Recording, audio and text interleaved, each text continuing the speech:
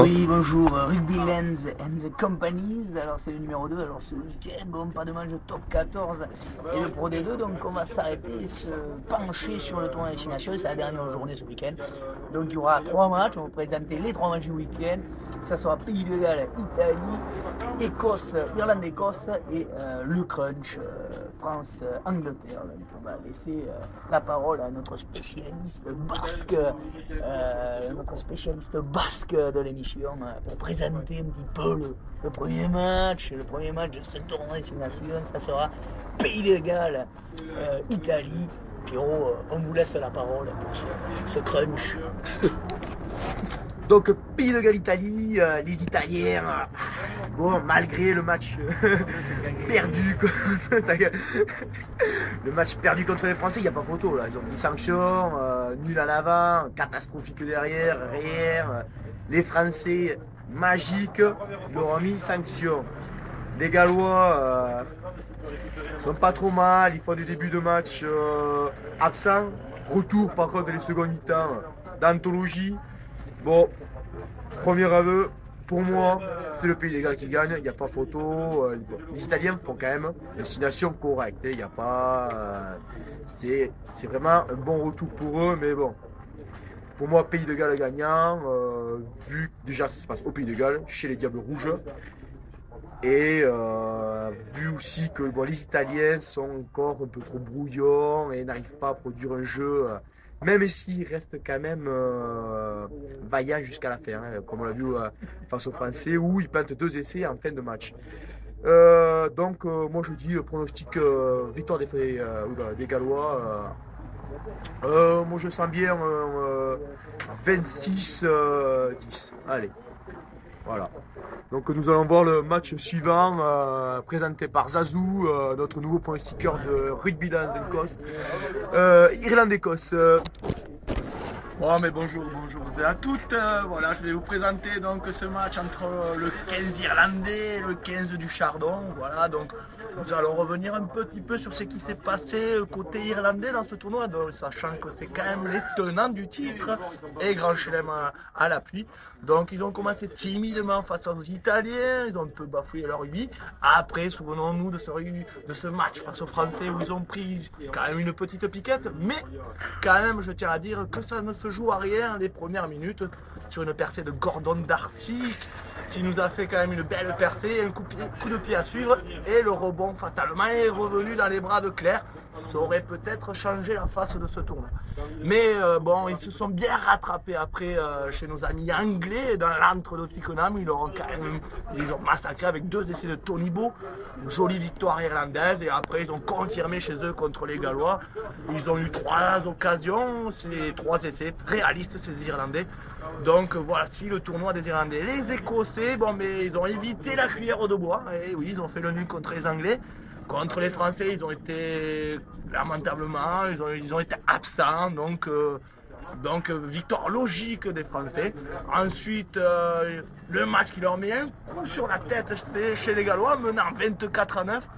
Et ils ont pris quand même à la fin, sur un quart d'heure, la marée rouge pour finir à 31-24 pour les Gallois, là, un coup de massue derrière la tête. Et après, ils ont bafouillé leur rugby, un rugby à l'envers chez les Italiens. Victoire méritée des Italiens. Mais ceci dit, ils se sont bien rattrapés contre les Anglais, un match nul, vaillant, le rugby écossais qu'on connaît, rude, vaillant, courageux, en négation, et ils ont fait un bon match nul contre les Anglais. 2 petites choses à dire sur ce match-là, c'est quand même, il faut savoir, la semaine sainte et sacrée en Irlande, c'est la Saint-Patrick, donc les Irlandais vont avoir un surcroît de motivation. Et en plus, il faut savoir que c'est le dernier match à Croke Park, puisque l'année prochaine, les Irlandais vont revenir à Lenzon Road. Donc, une motivation en plus, je dirais, et je pronostique une victoire irlandaise éclatante avec une kyrielle d'essai. Donc, victoire irlandaise sur le 15 du Chardon. Je laisse la parole maintenant pour vous annoncer et vous donner ce match entre la France et l'Angleterre, dit le crunch. Alors, dernier match de ce tournoi destination, un petit peu le crunch, on l'attendait tous, bon, les Français, et oui, qui attendent ce grand chelem depuis un petit moment. Bon, ils ont l'occasion effectivement de prendre ce grand chelem, 4 victoires sur 4, bon, il n'y a pas photo. Bon, l'équipe française cette année avec un gros pack derrière, on se trouve un peu, mais bon, c'est un petit peu flaggy-flago, bon, on ne sait pas trop, on se cherche un peu. Bon. Mais bon, 4 victoires sur 4, on a l'occasion de faire un grand chelem contre les Anglais. Bon, les Anglais, que dire sur cette équipe? Bon, les Anglais, c'est un petit peu, dont le symbole est la rose, c'est un petit peu fané, c'est un petit peu comme un parti socialiste en ce moment, hein, ça pue un peu, quoi. Bon, c'est pas terrible, mais bon, ce crunch risque d'être quand même engagé parce que les Anglais vont venir chez nous à Paris pour un match difficile. Je pense qu'ils vont donner toutes les armes. Alors, choix bizarre quand même de Martin Johnson, il laisse Johnny Wilkinson sur le banc. Bon, c'est un peu étonnant parce que Wilkinson, à chaque fois qu'il a joué contre les Français, il nous a fait perdre. Donc c'est clair, quoi. Donc, mais il le met sur le banc. Alors c'est peut-être un avantage pour nous. Ça veut dire que c'est l'année peut-être ou jamais où on fera, si on ne fait pas le grand chelem cette année, on ne le fera pas. Bon, alors bon, les Français, bon, on espère qu'ils vont le gagner parce que bon, c'est vrai que ça fait maintenant 3 ans que Lièvremont, la triplette Lièvremont retire Tamac est à la tête de cette équipe. Bon, ils n'ont pas fait de grands résultats, donc bon, on attend les Français au tournant. C'est peut-être le renouveau français qui est en jeu demain soir, mais bon, en étant un supporter français, mais dans la logique aussi des performances des deux équipes depuis le début du tournoi, je vois quand même une victoire des Français. Je pense que ça va être un match assez serré. Je pense que les Anglais vont nous embêter très longtemps dans cette partie, mais je pense que sur la longueur du match, je pense qu'on aura les Anglais et qu'on gagnera ce crunch. On peut avoir une pléiade de binous à la sortie de ce match. Bon, donc voilà, je pronostique une victoire, je pense les Français, alors je ne dis pas avec beaucoup de points d'avance.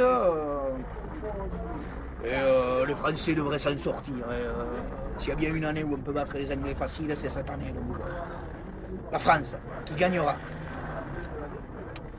Donc voilà, nous avons présenté donc, ces 3 matchs du week-end. Bon, on était un petit peu obligé de présenter que ces 3, mais il n'y a que ces 3 à présenter sur la planète rugby un peu ce week-end.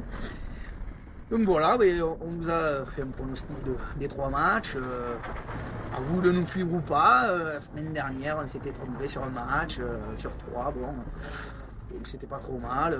Je pense qu'on ne sera pas loin de la vérité. Je pense que ce sera pas mal. Je pense qu'on peut faire un grand chelem comme les Français quoi, ce week-end. Tout à fait. Je suis d'accord, on est d'accord, on est tous d'accord. Je pense que victoire galloise sur l'Italie, pratiquement sûr. Les Irlandais face aux Écossais, il faut savoir en plus les Écossais ont beaucoup de blessés. Donc là je pense que la victoire irlandaise ne fait aucun doute. Et après, comme il a dit, France-Angleterre, le grand chelem à la clé. Je pense que nous avons un grand chelem et on va le faire. Donc voilà, donc je pense vous redonner. Je conclue. On va vous redonner des pronostics pour la semaine prochaine. On n'a pas encore choisi les matchs, mais ça ne serait tardé. Donc voilà pour ce qui est de ces 3 matchs. Bon, mais voilà, vous voulez suivre Rugby Lands and the Company. Voici les 3 pronostics sont tombés. Ali Chat, c'est Bonne Date.